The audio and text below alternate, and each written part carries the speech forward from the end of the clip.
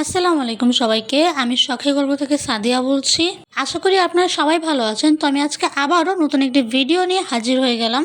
আজকে আমি বানিয়ে নিব আপনাদের সবার অনেক পছন্দের তেহারি, তো পুরান ঢাকার স্টাইলে। তো এই তেহারিটি বানিয়ে নেওয়ার জন্য যা যা মশলা আমার দরকার সেগুলো আমি এখন নিয়ে নিব। তো প্রথমে নিয়ে নিলাম দারচিনি, তারপর নিয়ে নিলাম লবঙ্গ, জয়ত্রী, তারপর নিলাম গুয়ামরি, তারপর নিয়ে নিলাম জয়ফল, জিরা, পিপল, তেজপাতা, সাদা এলাচ, স্টার এলাচ, তারপর নিলাম কাবাব চিলি আর কালো এলাচ।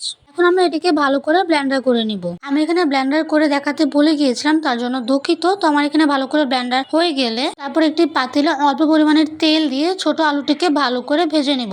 আমি কিন্তু এখানে প্রথমে আলুটিকে সিদ্ধ করে নিয়েছিলাম। তো এই তো দেখতেই পাচ্ছেন আমার এখানে ভালো করে আলুটিকে ভাজা হয়ে গিয়েছে। আমি এখন তেলটিকে ঝরিয়ে এটিকে নামিয়ে নিব।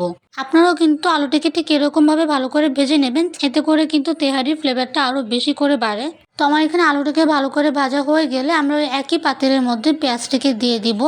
এখন আমরা পেঁয়াজটাকে ভালো করে ভেজে নেব। ভালো করে ভাজা হয়ে গেলে পরিমাণ মতো আদা, তারপর দিয়ে দিব পরিমাণ মতো রসুন পেঁয়াজ বাটা। মশলাটি দিয়ে দেওয়ার পর আমরা এটিকে ভালো করে ভেজে নিব, যাতে করে মশলার যে গন্ধটা সেটা যেন চলে যায়। মশলাটি দিয়ে দেওয়ার পর কিন্তু দিয়ে দিব হচ্ছে তেজপাতা।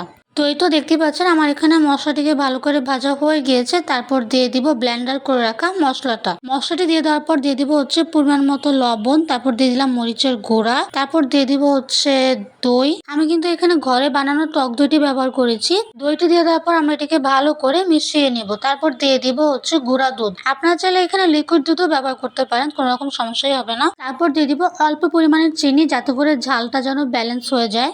সবকিছু দিয়ে দেওয়ার পর আমরা এখন এটিকে ভালো করে ভেজে নিব, যতক্ষণ পর্যন্ত না মশলাটি থেকে তেল বের হচ্ছে। মশলাটি থেকে যদি তেল বের হয় তাহলে কিন্তু বুঝে নিতে হবে যে মশলাটি আমার ভালো করে ভাজা হয়ে গিয়েছে। মশলাটি যদি ভালো করে ভাজা না হয় তাহলে কিন্তু তেহারি খেতে একদমই মজা হবে না। তো এই তো আমার এখানে ভালো করে মশলাটি ভাজা হয়ে গিয়েছে। আমি এখন দিয়ে দিব গরুর মাংস। মাংসটি দিয়ে দেওয়ার পর আমরা এটিকে ভালো করে মিশিয়ে নিব। ভালো করে মেশানো হয়ে গেলে এখন আমরা অল্প পরিমাণের পানি দিয়ে এটিকে ভালো করে নাড়াচাড়া করে আধা ঘন্টার জন্য ঢাকনা দিয়ে ঢেকে রেখে দিব। আধা ঘন্টা পর ঢাকনাটি উঠিয়ে ভালো করে নাড়াচাড়া করে নিয়ে ভেজে রাখা আলুগুলো দিয়ে দিব। আলুগুলো দিয়ে দেওয়ার পর কিন্তু আমাদের এটিকে ভালো করে মিশিয়ে নিতে হবে। তো এই তো দেখতেই পাচ্ছেন আমার এখানে ভালো করে মেশানো হয়ে গিয়েছে। আমি এখন দিয়ে দিব ধুয়ে রাখা পোলাওর চাল। আমি কিন্তু পোলাওর চালটিকে আধা ঘন্টা আগে থেকে ধুয়ে রেখে দিয়েছিলাম, যাতে করে এটি রান্না করতে অনেকটাই সুবিধা হয়। তো এই তো দেখতেই পাচ্ছেন আমার এখানে চালটিকে ভালো করে মেশানো হয়ে গিয়েছে। আমি এখন এটির মধ্যে পরিমাণ মতো পানি দিয়ে দিব।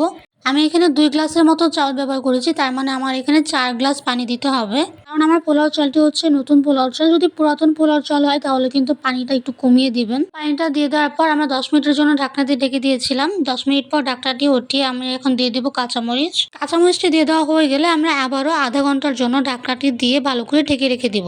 তো এই তো দেখতেই পাচ্ছেন আধা ঘন্টা পর আমার তেহারিটি কতটা সুন্দর করে তৈরি হয়ে গিয়েছে। এখন আমরা এটিকে একটি প্লেটে সুন্দর করে পরিবেশন করে নিব। তো এই তো দেখতেই পাচ্ছেন কম সময়ের মধ্যে খুব সহজেই কিন্তু তৈরি হয়ে গিয়েছে পুরান ঢাকার স্টাইলে তেহারি। দেখতে যতটা লোভনীয় লাগছে, খেতে কিন্তু এর থেকেও বেশি মজার। এই তেহারিটি একবার খেলে কিন্তু মুখে লেগে থাকবে আর বারবার খেতে ইচ্ছে করবে।